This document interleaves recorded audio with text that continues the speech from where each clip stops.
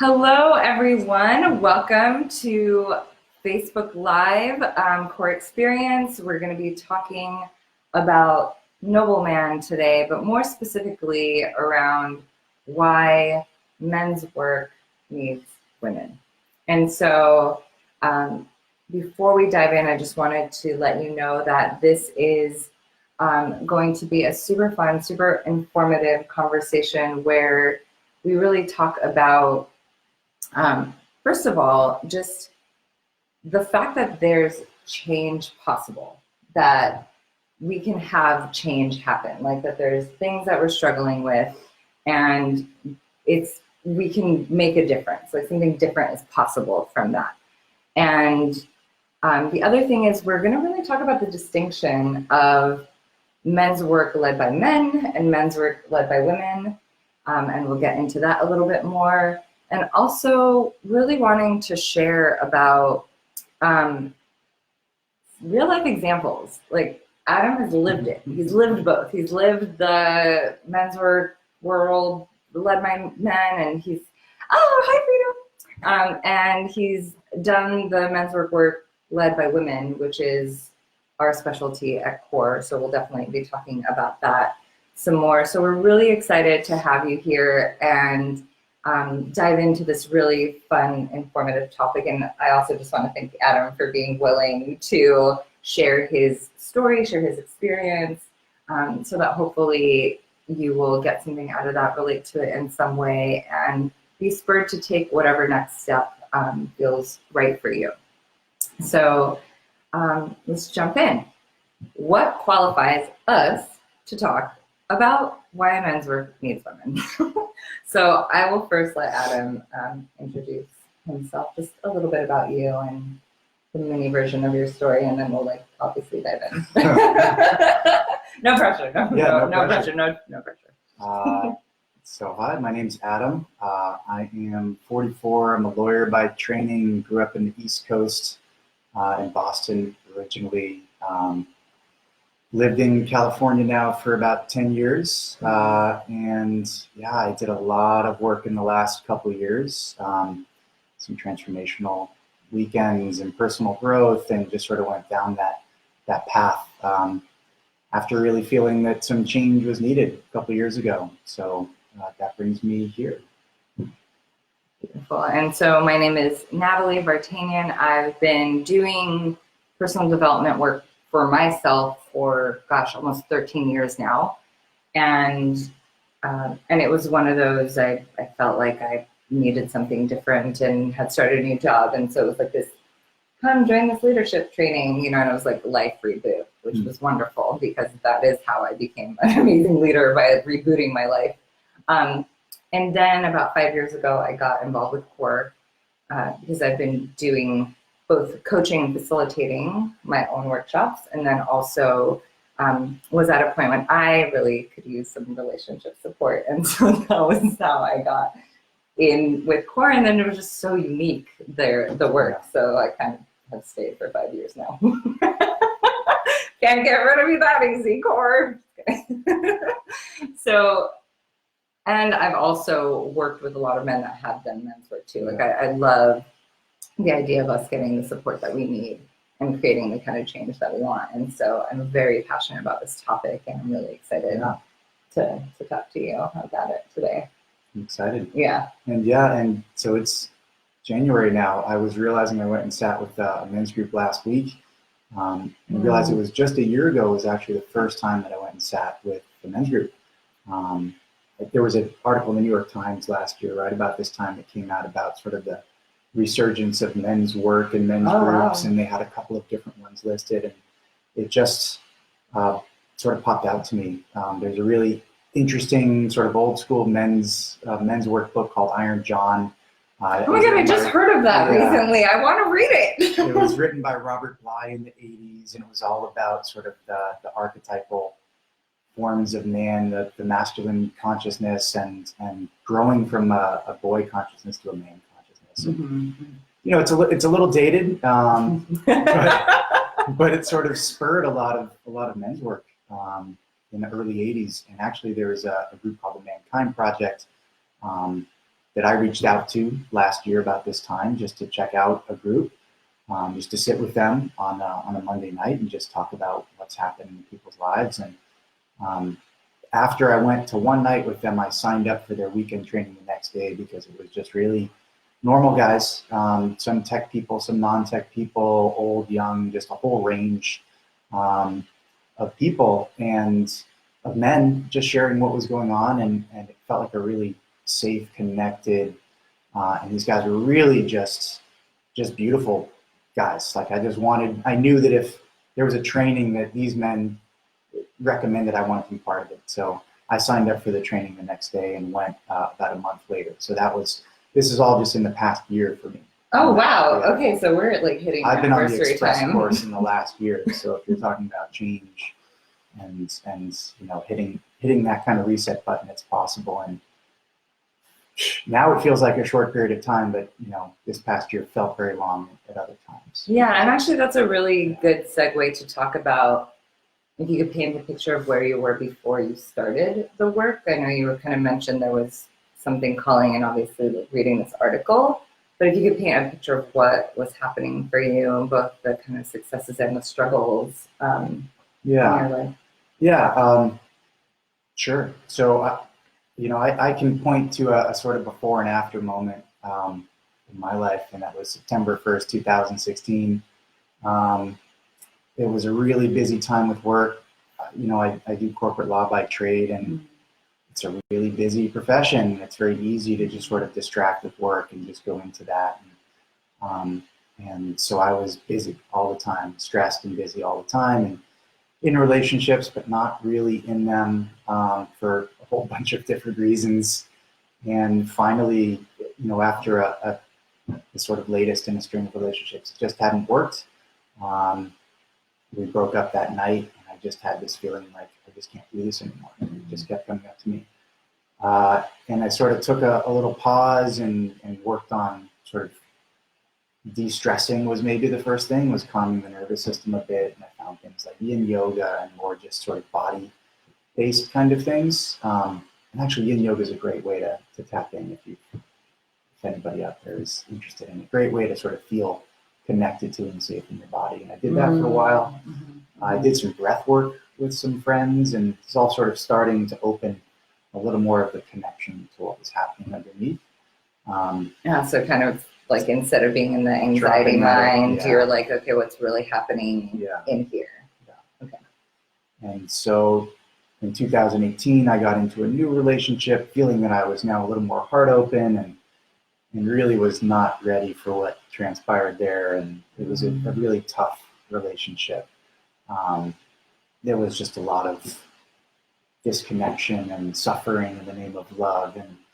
And so a lot of things shifted this past year. And we can go into that a little later. But I mean, and what were you thinking at that time about women or relationships? I'm curious, like as you're kind of like talking about this suffering through this, like, or unnecessary suffering, it feels like in your relationship. I think what I was feeling at the time, I'd sort of started to more open to the concept of love. And that sounds sort of silly, but I was trying. I was maybe for the first time ever like trying to actually form a good relationship. And so I thought that because we had love, that meant that anything that came with that was okay. And that sort of goes into my family past. There's a lot of love and suffering being confused. And after a little while of just really trying to fix problems that just weren't going to be fixed, we ended up breaking up. And then we got into this sort of repetitive pattern of breaking up and getting back together and just piling on and feeling of, but if we love each other, we should be able to work it out. And that's not always true. That was sort of my lesson, is that sometimes you have to know when you tried hard enough and walk away. Yeah. Well, and I'm also getting just like the empathy around, and when we don't know that there could be different in that place, right? Or that there are just patterns, right? Like there are things you've always done, and of course we're going to always do them because we've always done them. Like there's nothing to course correct our behavior, Absolutely. And so it's really poignant for me because I've definitely had that same story around but we love each other so much. I don't understand, and but we're two people with our own blueprints from our own past and our own beliefs around love and our own and not even when it comes to romantic relationship, but even just, with my guy friends or with my family members, but just like that place where you just get stuck in a loop and you're like, why can't I get out of this freaking loop? Yeah, absolutely. And looking back now, realizing what I brought to that relationship was a lot of continual patterns. And I hadn't really, I'd started looking in, I'd done some therapy and some breath work. It was all sort of ramping up at the same time as I was in this relationship. I hadn't really been looking at relationship patterns and really doing a deep dive into old family patterns in my relationship with my father and mother and even sister, a lot of which I actually really discovered at Nobleman. And I know it sounds corny and it's a little bit of a pitch, but it really opened some things up for me that I hadn't even thought of, didn't have access to. Yeah. And don't worry, we're actually going to pitch you all because you really should do Nobleman. I'm like, I'll be the brazen one that's like, I've seen a lot of men go through this, and I want to just kind of, again, untangle why, and we'll get into and why the presence of women is so important, in this kind of conversation. So thank you for painting the picture of where you were and kind of where you were pre doing the work. And so, let's fast forward now. You went to your first men's circle. Yeah. So this supportive environment, and then you're like, I want what these guys are having. Yeah. And you went to MKP. Yeah. So they have a weekend training. So Mankind Project does these weekend men's retreats that are led by women. So only men attend, right? And men's That's staff. right.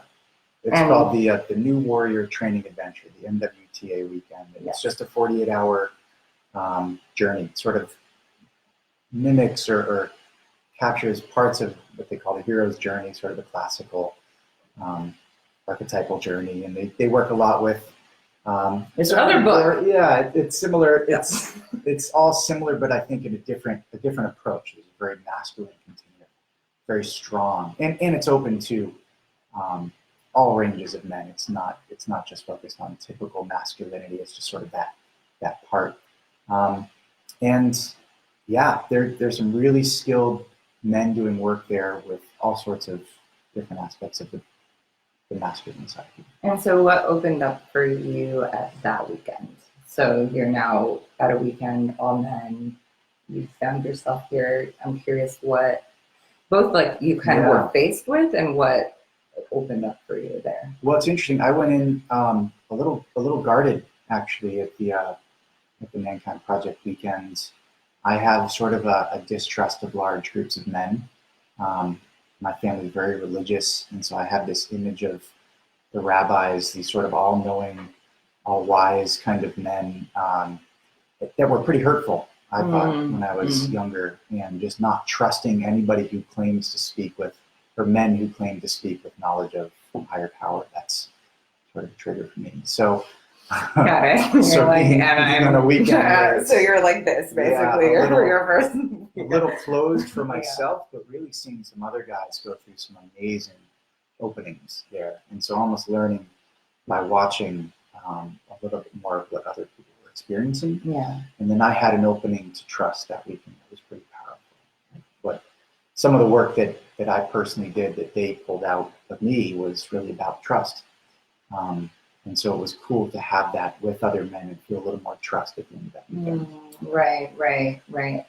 And just so you all know, COR, the organization that I'm within, we're talking about, and on the Facebook page of right now, we are partnered with Mankind Project because their work is so powerful. Yeah. It's so the flip side of the coin, and the thing that it's how I found COR.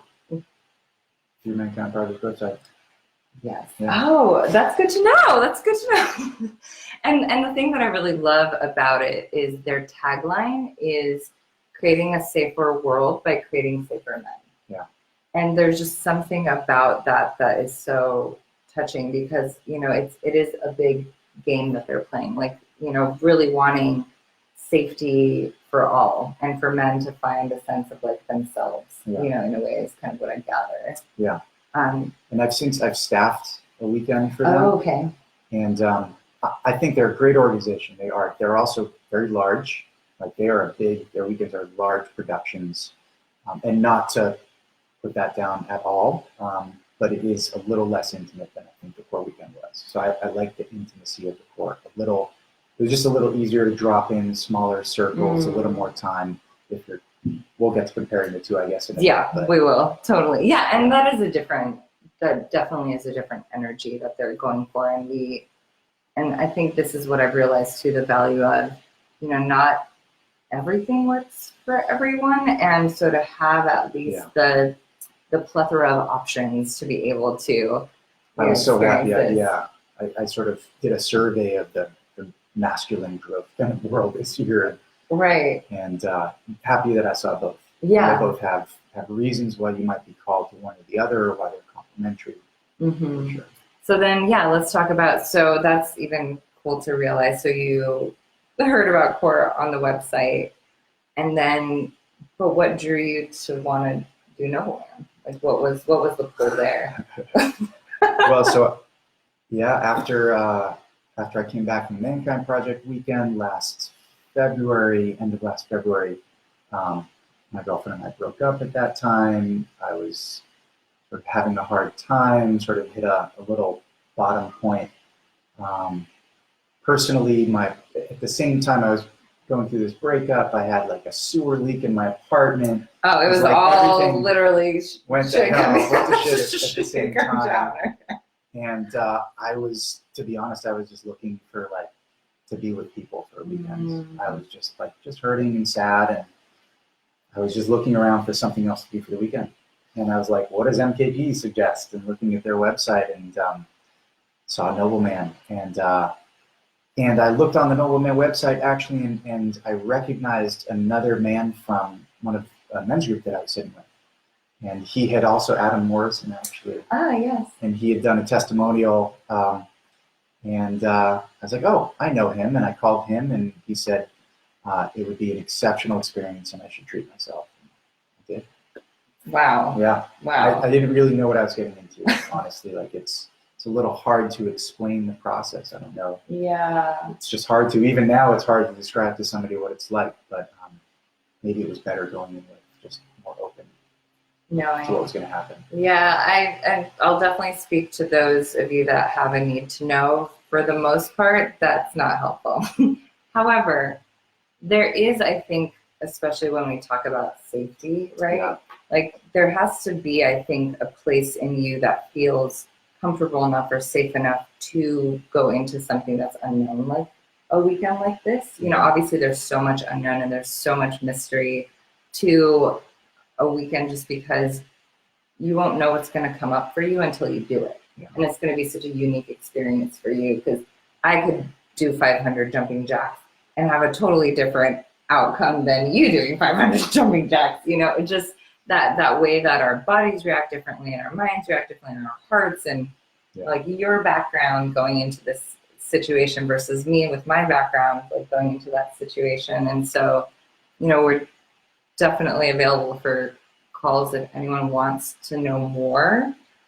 And there is a lot that is better left to the mystery, because it's probably going to be way better than you think it's going to be. And so I do want to kind of now talk about, so you're now at Nobleman.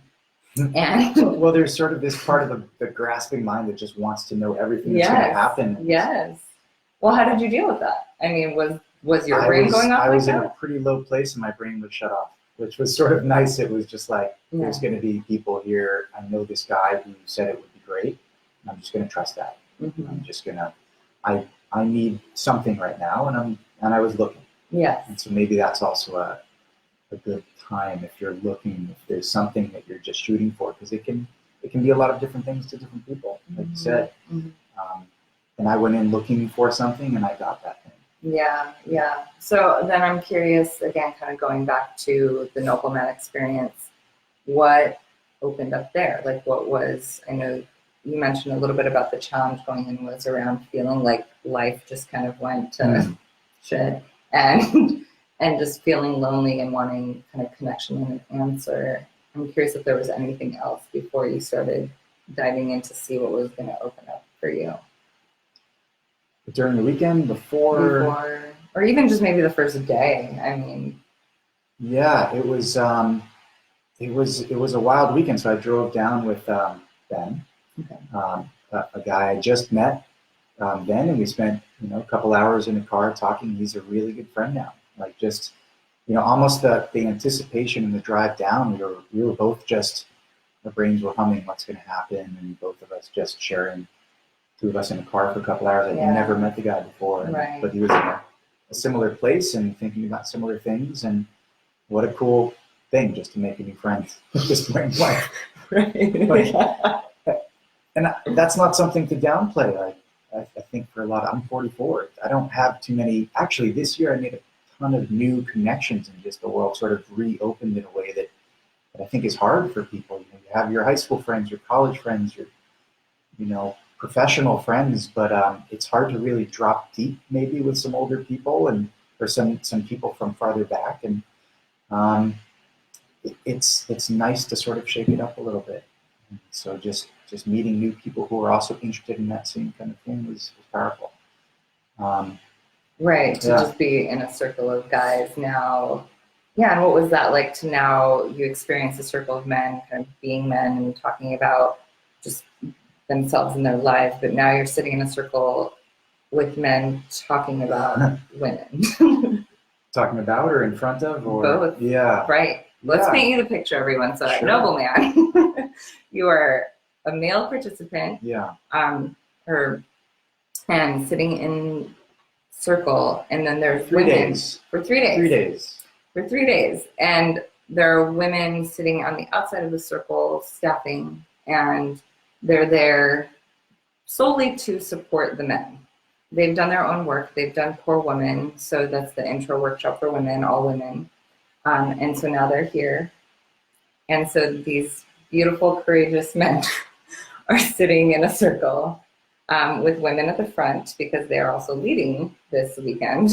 Facilitating the weekend and staffing. So now you're sitting in a circle with men, with women around you, and being asked to talk about your relationship with them. Yeah. Well, so it's funny, I'll go back a little because my guy friends in the last 20, 30 years have been, I play a lot of sports. I went to college and I went to law school, and everybody was very professionally focused. We talked about what we're achieving, accomplishing, where we're working, the Warriors, the Niners, people love to talk about that. And there just became sort of for me at least, a smaller and smaller outlet for talking about deeper stuff. And that would tend to be what I would talk about with my partner at the time. No other emotional outlet, I think, is really common for men. Oh my gosh, so common. I see that so much of like where there's even just like kind of sadness quotient sometimes is heavier on the men because they just lost their, like you said, emotional outlet or a place to just be able to kind of like let it all go and put it on the table. Yeah. And sort of making this assumption almost, not even consciously, but that that's her job, is to hear my emotional state and help me with that, because I don't know how to do it on my own. And I judge a lot of men do that, and not consciously, not purposefully. It's sort of just how people are taught and modeled. That's sort of, certainly for my parents, and I think a lot of people's parents, that's just common, sadly common. Yeah. And so doing the men's work helped me open up with other men and have that shared language and that ability to just open up a little more, for me, in front of a group, not even just men or women, but just to sit there and talk about what was happening inside. I think it was helpful to do that with men first, because for you, you kind of needed that path. It felt a little safer at the time, and then I think that helped sit at Noble Man and really dig a little deeper, dig into what was happening with relationship issues, with what my family dynamic looked like growing up, and modeling that and talking about that, just really looking at it, looking in the face in front of other people. And that's, I think, a huge piece that a lot of, you can do therapy, you can do meditation, you can do a lot of one-on-one or solo stuff. There's some really powerful work you can do with other people.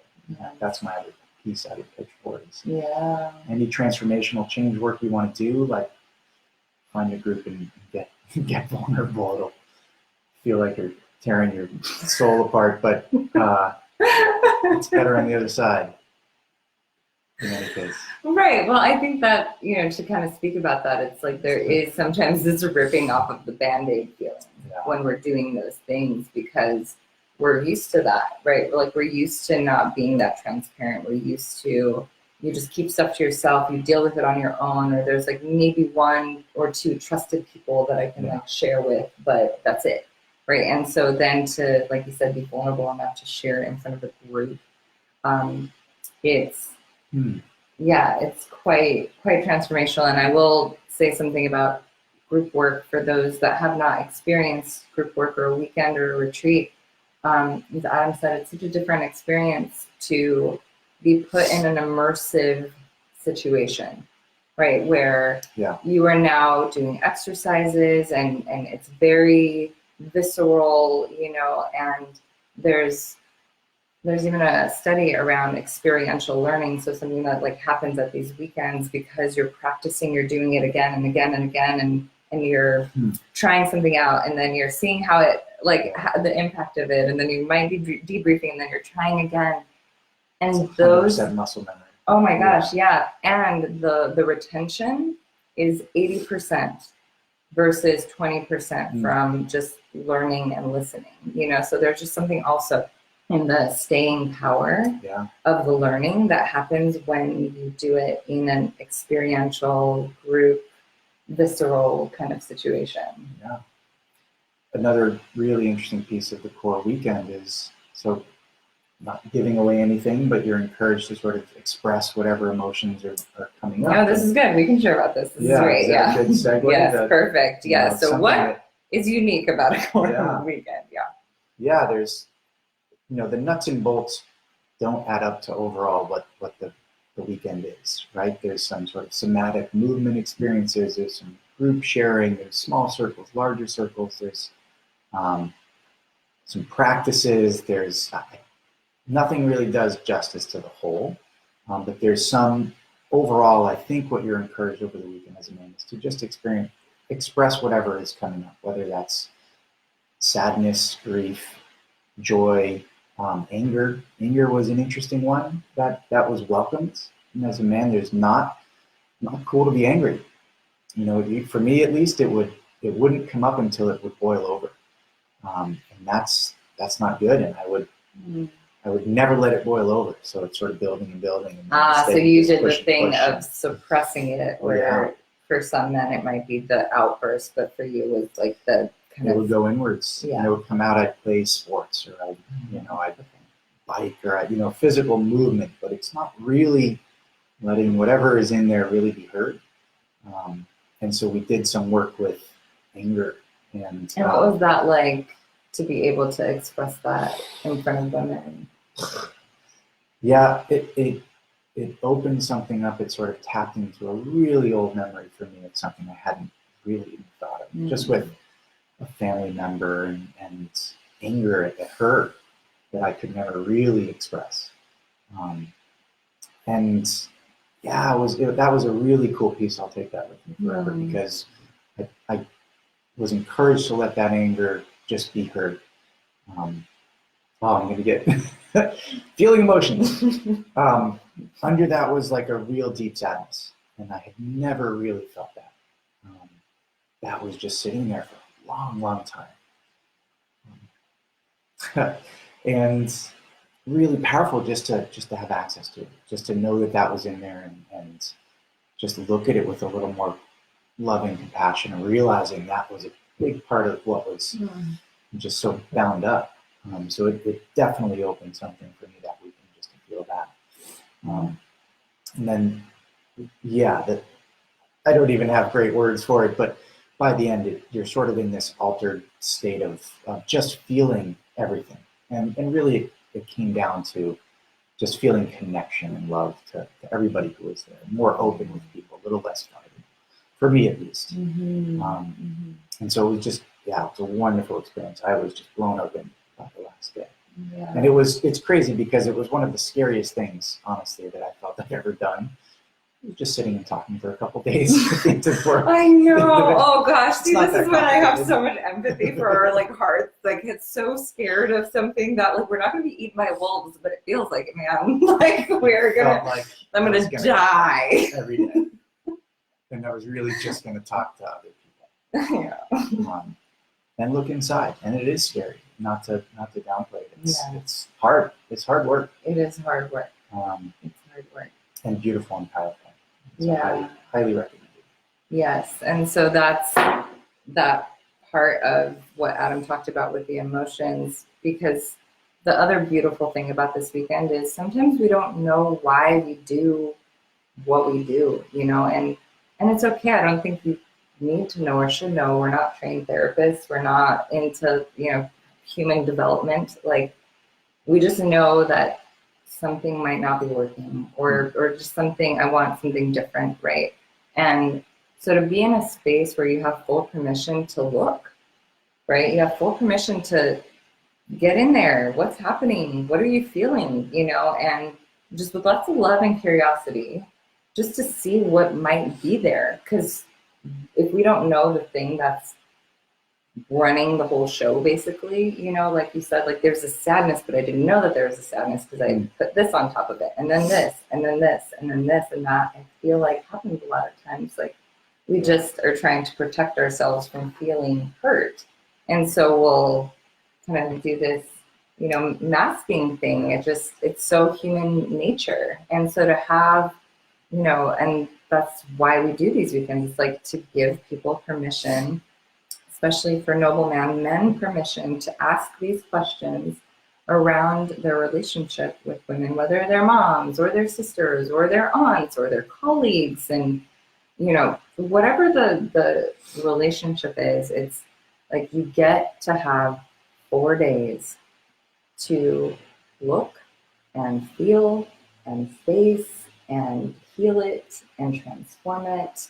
And so we're going to get to the good part, don't worry, about like kind of what then happens on the other end when you go through the fire, and on the other side, like, I would love to share just kind of like, what was that like coming out of that? And just where are you sitting now with what you learned?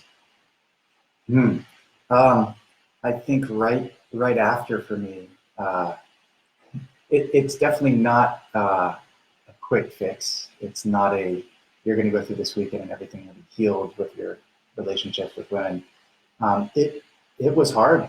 It sort of pulled apart some pieces, and maybe the structure overall wasn't that strong, but it was a structure.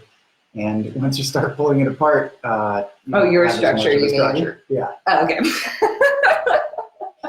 It brings up a lot of questions, and maybe a path to answers.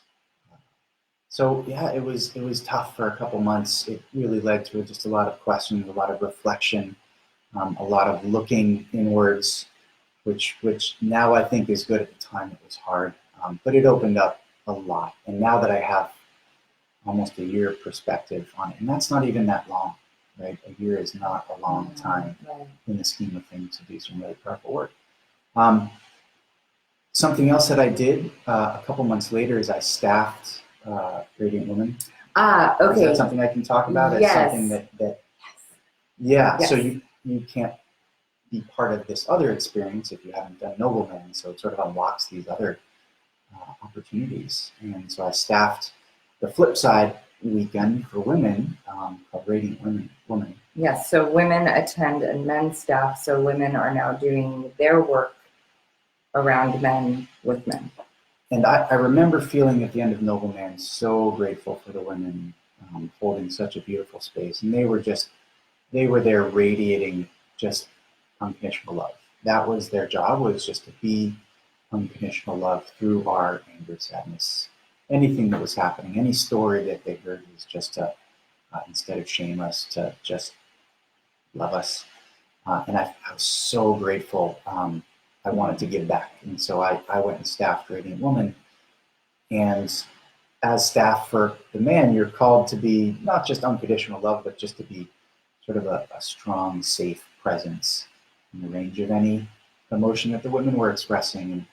And that was beautiful and really hard and challenging and just such an amazing other thing that I'm so happy that I did that. It added elements to my life and into a new relationship that I have now. Just to be able to be with emotion more instead of trying to shut it down and fix it. And, that's a beautiful thing. Oh yeah, and I'm curious how you feel. Not perfect, but no, well, and yes, let's all disclaimer. Relationships are work and they're amazing. Like it's that thing. I think it's such a beautiful analogy of like this work is work, but when we do the work, what the rewards for it? Yeah. You know, so I'm curious, what are the rewards you get to experience in your relationship because you and this partner has also done the work, and so the rewards. Like what's different that you can attribute to the fact that you two are committed to the work? I think we have a lot better language than I've ever had, at least, to talk through the things that just come up in relationships and the projections and the triggers and everything that will come up in relationships because we were only taught one model of relationships. Nobody's taught as a kid that the way their parents did it might not be the perfect way. It's just one way. And yeah, so just having sort of a shared language and a shared willingness to really work on some of the tough spots. And I think clarity on what's healthy and what's not healthy, and being able to talk about that, and being able to share a vision of what I want, which I don't know if I ever really had. Wow, the vision piece? Yeah, of what a healthy relationship was for me, not just generally, because they're different for everyone. Yes, yeah. And I know something that you and Britt mentioned is that you've been also doing therapy proactively. I was just curious to this is because the work comes in many forms, and how beautiful to have that like supplemented and complemented, right? Like group work and then one-on-one work and then couples work. A couple months ago we sought out and things were going great. You know, not perfect, but great. And we were like, what else can we do to be better, to sort of almost hit the gym and challenge ourselves a little more now when we're in a good place and resourced and just feeling strong and excited to help us in those times of challenge and find another resource. And that was hard. It's not easy to do couples counseling, coaching, any of that, because it brings up a lot of old stuff. You know, not stuff that your partner ever did, but stuff from your life. And you realize how much is packed in there that's just has nothing to do with them. It's all really your own stuff. So we're both working on bringing not just the best versions of ourselves, but trying to make the relationship this kind of other entity that we're creating the strongest that it can be. Yeah. And never, 2 years ago, if you'd said that I would have voluntarily said, let's go check out some couples counseling, that wouldn't have happened. So yeah, I love it. Like it's beautiful work. It brings us closer. It's challenging and it's so rewarding. Yeah, thank you for sharing that. And actually, thank you for talking about the reality, which is anytime we're doing inquiry work, we're gonna find things, and sometimes those things aren't things we want to see, which probably is the reason you didn't do the digging in the first place. It's painful. You know, it's painful. It brings up the hard stuff. It does. And as someone that also has gone through a lot, like in my childhood and my life, and every time I think the same thing, like, really, I really need to look at this again, or just or again, you know, just like, fix this? Exactly. Like, why do I feel like I keep hitting my head against the wall? But every time it gets easier, or every time we become more facile, like you said, we're in the gym, we're training, we're doing that kind of work, and we get stronger. Because now that I can definitely attest that since I've been with COR for 5 years, and every time I go back on staff, or every time I'm attending a workshop, or every time I'm doing the work, I'm getting stronger. It's like the window of time between something happening and me being able to react in a healthy, aware way. Yeah, to tap versus, into the healthy self. And yeah, it's great work. Yeah. Finding that healthy self and Right. literally pulling it out and looking at it. Yeah. So what Adam was talking about is just we use so many different tools at COR and Nobleman, and one of them is just really talking about the distinctions of like the healthy part of us versus the part that got hurt really young, or the part that is built up a lot of like defenses and strategies, and like just wanted to keep you like safe. So like these are just some of the cool things that we do at the weekends. Like it really does bring together the psychological piece and, like you said, the somatic, like the body, because we store so much in our bodies. We do a lot of emotional work, and then there's also a very strong component of spirituality in the sense that you get to bring in whatever works for you around. And even if you're an atheist, if that's your thing, then you bring that in, right? Like, but for us to just make sure we're covering all the facets of ourself so that it does create more lasting change, because we're kind of looking at all of them at the same time, and we're integrating them as we're doing the work too. Absolutely. Yeah. So anything else you want to share about before we start to kind of wrap it up? And I got so sucked into our like conversation about it. But yeah, anything you want to basically. What did you wish you knew then that you know now? And what would you share with our lovely gentlemen viewers about this journey in COR?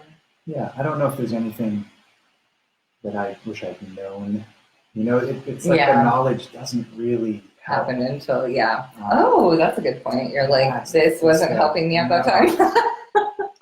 This good point. Very far many places, but and you should know you're a lawyer. Like you did a lot of working on it's a powerful tool. It is. It is a tool. Important part of life, but not the only tool. It's not good with every kind of problem. I don't know. I'm trying not to beat myself up and say I wish I'd started looking inward sooner, because I'm here and it's fine. But just sort of looking inwards, and taking that time to really dive in. It brings up some amazing stuff. Hard stuff on the other side is some amazing rewards, for sure. Mm-hmm. So, and then there was another piece when I went and staffed Nobleman this year was beautiful, just to witness.